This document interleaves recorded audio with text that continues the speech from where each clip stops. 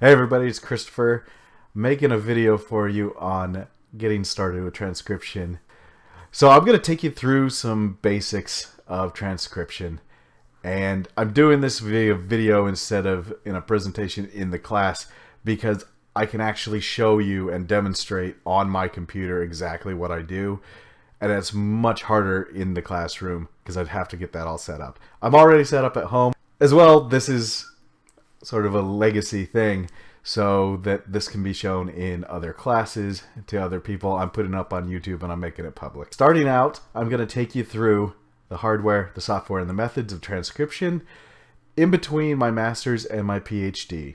I had an entire year here in Louisville where I worked for a court reporting agency, and I literally did this for a living.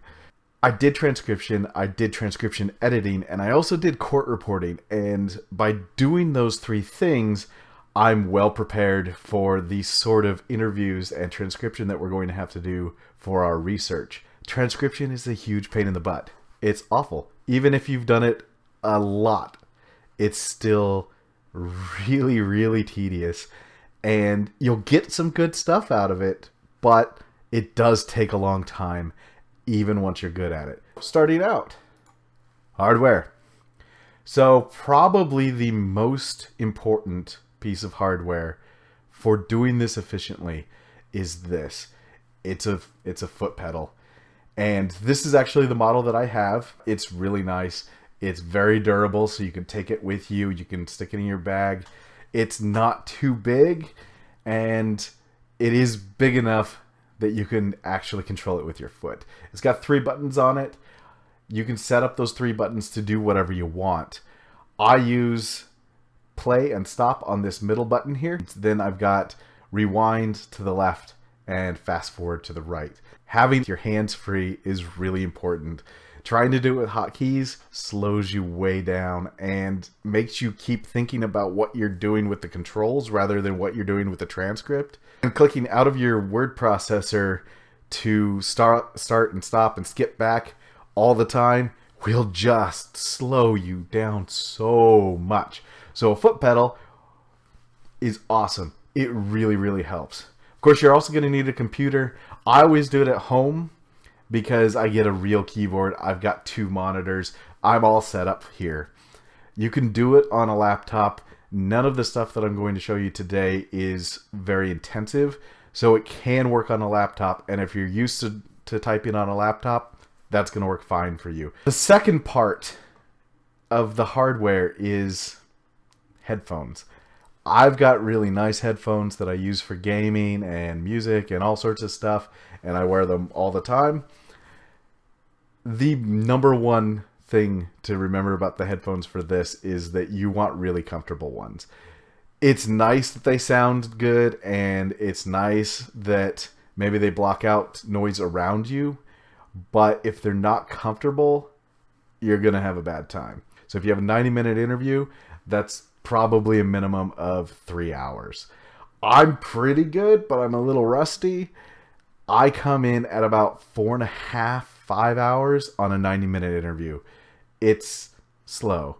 It's tedious. If your headphones are uncomfortable, that time is going to be miserable. The other part about comfort is a chair. Have a nice chair. I know that seems silly, but have a nice chair, because if you're like me and you just sit down and you power through and you do it, then you want this chair. It also has a weird effect on the foot pedal. If you're not comfortable in the chair, the foot pedal does not make as big a difference as if you are comfortable. You have to have it positioned just right so that you can have your foot up on the heel so you can hit the buttons. And if your chair is uncomfortable or positioned wrong, then you get leg cramps, you get foot cramps, you get ankle pain, and everything just kind of falls apart, and it makes the whole thing literally painful, not just mentally painful. So moving on to the software, I use ExpressScribe, and it comes from NCH. They're an Australian company. You can get it for free. You can get it for free either through their website or through CNET. Both of those are trustworthy sources. If you get it from somewhere else, it may not be trustworthy. But it is free. I've got the pro version because the company that I worked for paid for it.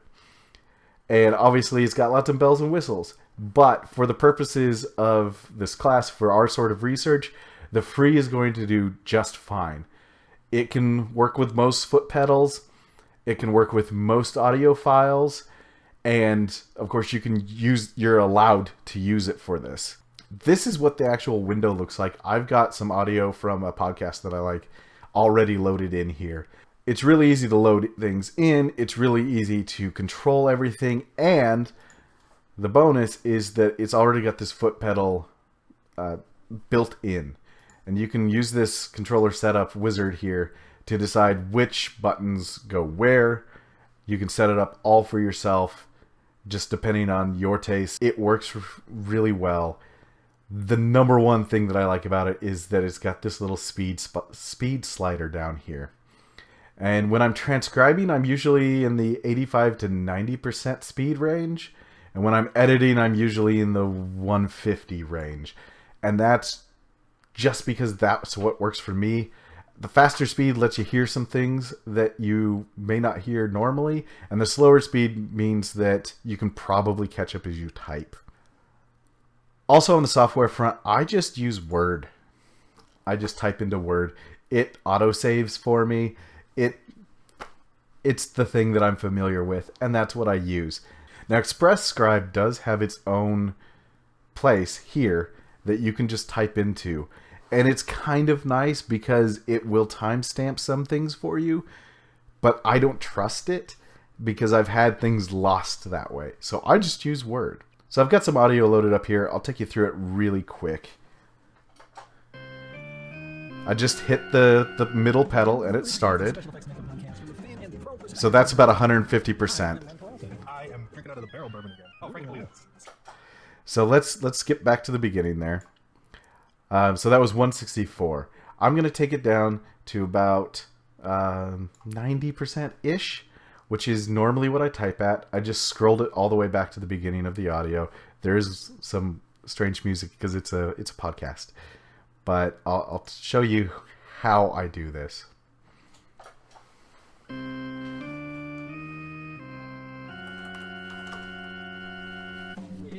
the Reacher Geek, the special effects makeup podcast. The special effects makeup podcast from the fan and the pro perspective.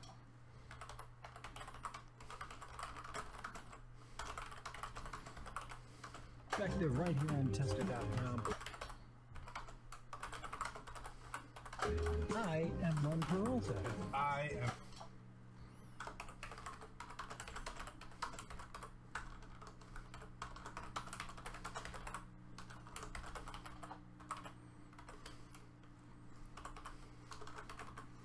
I'm drinking out of the barrel bourbon again. Oh, Frankie Polito.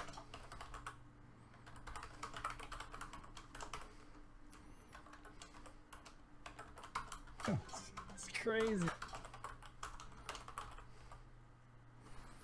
Okay, so I just realized that that's probably the same guy twice. I am drinking out of the barrel bourbon again. Oh, Frankie Polito.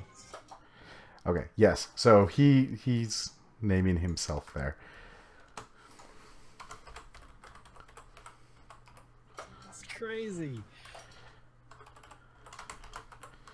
Okay, so that's enough to get the idea of how I do that. You saw that heard that I started and stopped quite a bit.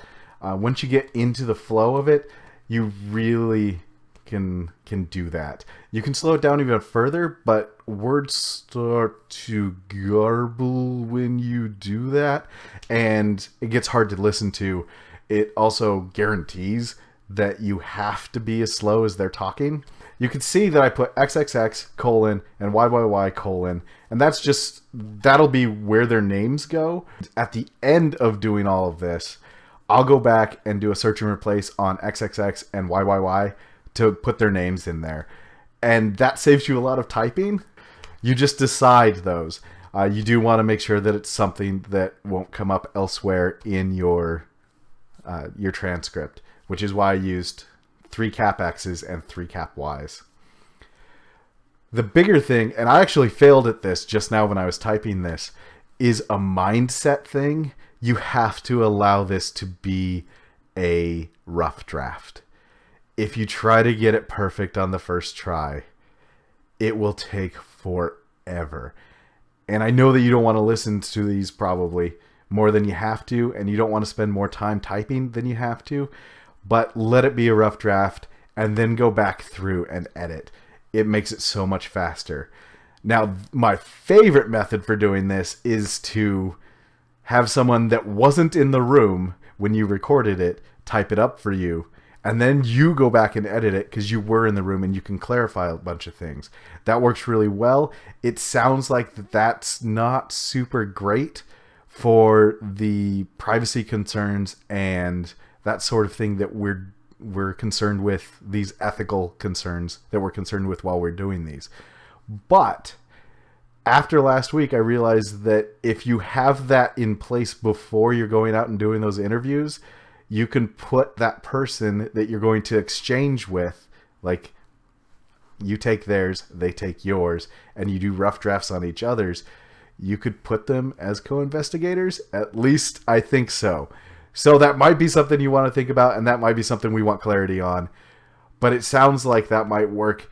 And that makes it so that you can really get into that rough draft mindset, that you're just typing down what was said and you're not super invested in it. You're not super invested in making it perfect because you know that someone else is going to come behind you and edit it. So that's the basics on transcription. But there is a huge, huge other concern that you need to be aware of before you're doing any of this. Because recording is the actual key to doing transcription painlessly.